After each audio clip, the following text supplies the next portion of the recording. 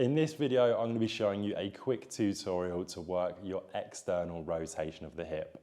So in this video, I'm going to be utilizing that external rotation on my left hip when doing this tutorial.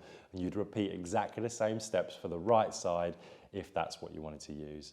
These are fantastic as an end of session cool down, or alternatively, a little bit of a mobilization you can do before doing things like squats or leg-based exercises.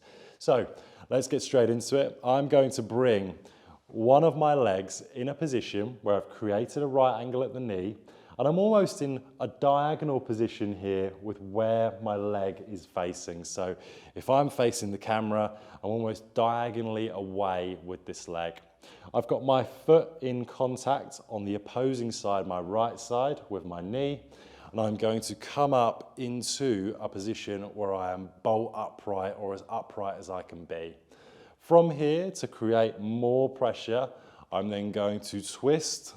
So I've got one hand here on my knee, one hand's on the floor, and then if I then come into that twisted position, I can start to feel my inner thigh, I can start to feel the top of my hip as well as I try to increase the range.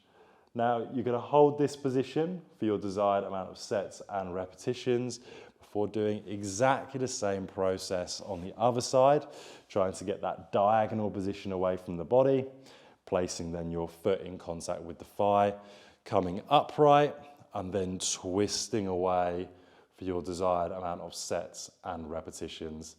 You can do this in terms of repetitions. So for example, like so, you can come in and out of the movement, or you might just want to hold it for a static stretch. You can do either or to improve your external hip rotation.